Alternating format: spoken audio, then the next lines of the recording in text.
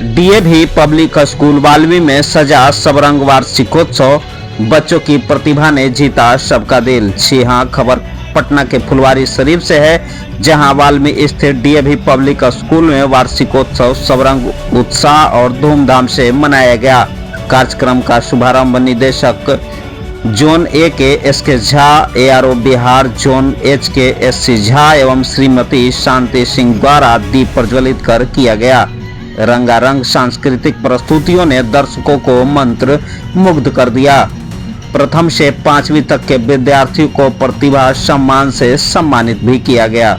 विद्यालय की प्राध्यापिका ज्योति सिन्हा ने अतिथियों का आभार जताया। वहीं डॉक्टर अजय कुमार ने आयोजन समिति को धन्यवाद देकर समारोह का समापन किया।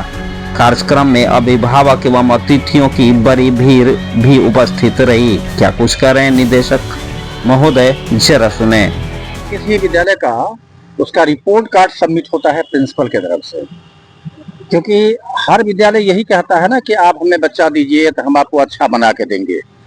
लेकिन हम अच्छा बनाने के रास्ते पर चल रहे कि नहीं चल रहे हैं, वो हर साल एनुअल फंक्शन जब होता है तो बच्चों का एक्टिविटीज को देख के, स्पोर्ट्स में, एकेडमिक्स में, स्टेज पर, ये देख के पता चल जाता है कि बच्चा का सर्वांगीण विकास हो रहा है कि नहीं हो रहा है।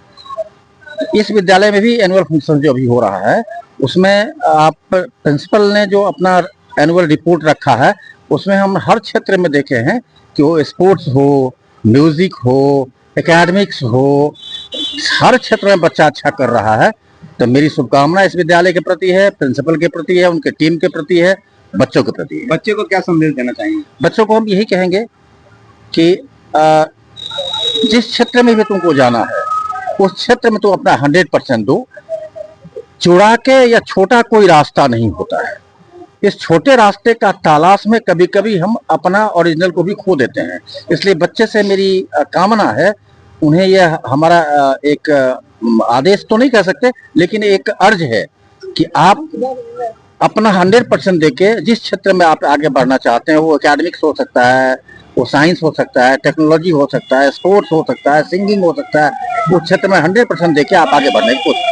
मोबाइल आज के डेट में बच्चों के लिए आपने सुना होगा। देखिए, मोबाइल क्या होता है कि एक बात हम एक एग्जांपल देते हैं कि आप अपने बच्चों के साथ, आप ही अपने बच्चों, छोटे बच्चों के साथ, आप पटना की किसी मार्केट में बल्ब खरीदने के लिए दीपावली के में जाइए, तो बच्चा कौन सा बल्ब पसंद करेगा? और चाइनीज बल्ब, क्योंकि ग्लो उसमें है, लाइफ नहीं है उसमें। उसी तरह बच्चा को मोबाइल देते हैं तो पहले गेम खेलते खेलते ऐसा कुछ गेम शुरू कर देता है जो उसके जिंदगी को खत्म कर देता है। तो हम पेरेंट्स को कहते हैं कि जब तक आपका बच्चा मैच्योर ना हो तब तक मोबाइल से वंचित रखिए। अगर नहीं रखते हैं तो उसका खामजाना भोगने के लिए आप तैयार रहिए, क्योंकि अब इसी समाज में ऐसे हजारों पेरेंट्स हैं जिनकी बात अब बच्चा नहीं सुन रहा है और पेरेंट्स रो रहे हैं। इसलिए मैं निवेदन करता हूं अपने पेरेंट्स से कि अपने, क्योंकि अभी मत समझिए कि बच्चा एलकेजी में अभी कुछ नहीं बोलेगा, वो बच्चा 3, 4, 5 में जब जाएगा तो आपकी बात नहीं सुनेगा और बच्चा का रास्ता भटक जाएगा।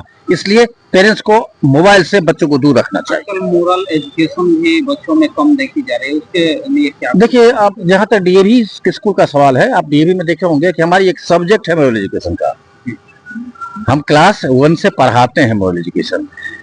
मोरल एजुकेशन पढ़ाने का वैसे चीज नहीं है, एथिक्स है जो परिवार से आता है, समाज से आता है, और जो परिवार और समाज से आता है विद्यालय उसको पॉलिश करता है।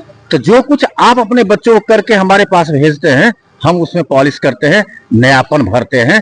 हम चाहेंगे कि हर बच्चा संस्कारी हो, और इस संस्कार की पहली पाठशाला परिवार होता है। हर साल होता है, इस साल भी हो रहा है जी। ये बच्चों को एक अपॉर्चुनिटी, एक अवसर हम देते हैं कि पढ़ाई और हर रोज की जो स्कूल का क्रियाकलाप है उससे थोड़ा हटके वो नाच, गाना, म्यूजिक जो वो जानते हैं, और बहुत सारे बच्चे घर पे भी सीखते हैं, स्कूल में एक अपॉर्चुनिटी हम उनको देते हैं। और बहुत सारे बच्चे, जैसे म्यूजिक हमारे यहाँ +2 में सब्जेक्ट भी है, तो हमारे बच्चे वाद्य यंत्र बजाना जानते हैं।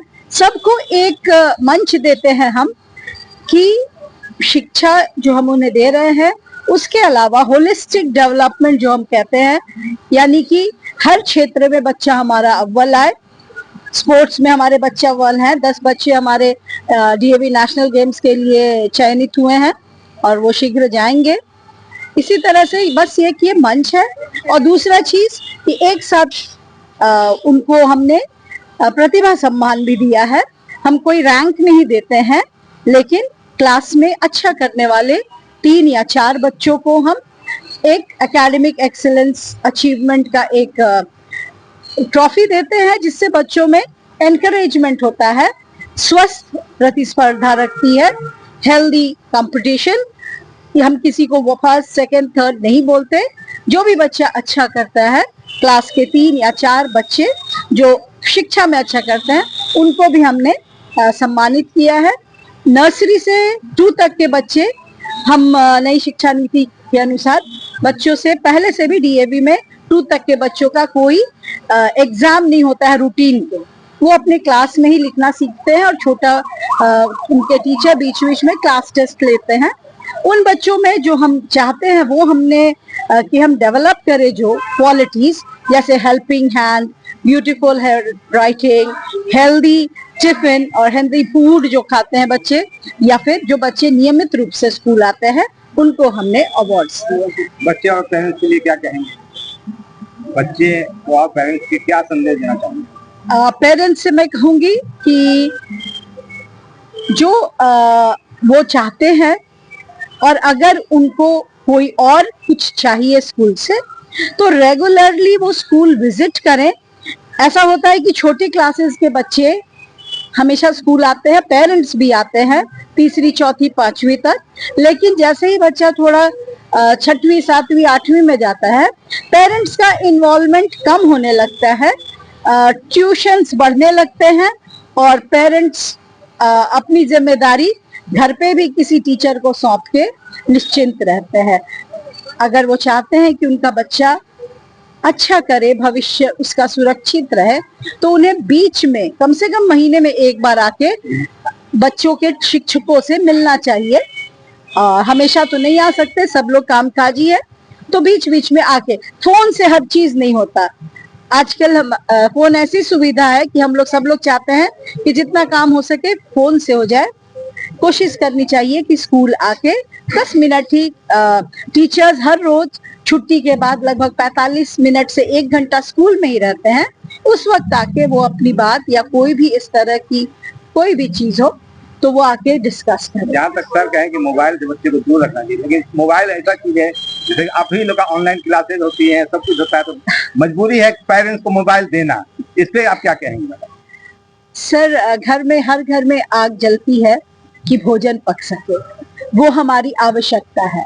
वो आवश्यकता तब थी जब कोविड के समय में, या अभी भी बड़े शहरों में जहाँ पोल्यूशन है, क्लासेस नहीं चल रही हैं, तो बच्चे ऑनलाइन पढ़ रहे हैं।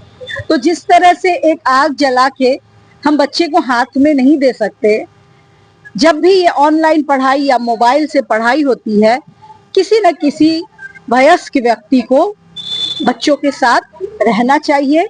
या फिर बहुत सारे फीचर्स हैं जिससे माँ बाप अब स्मार्टफोन में ये कंट्रोल कर सकते हैं कि बच्चा किस हद तक, कहाँ तक मोबाइल में पहुंच सकता है, किस ऐप को वो डाउनलोड ही न कर सके। बहुत सारे इस तरह के हैं। तो सिर्फ मोबाइल, स्मार्टफोन का यूज नहीं है। और हमारे यहाँ तो ईश्वर की कृपा से बिहार में अभी तक ऐसा कुछ भी मौसम भी अभी साथ दे रहा है, तो हम कोशिश करते हैं कि बच्चों का सिलेबस जल्दी खत्म करें। और अगर ऐसा कभी हुआ तो हम पेरेंट्स से हमेशा रिक्वेस्ट करते हैं कि बच्चों का क्लास में अपने निगरानी में कराएं।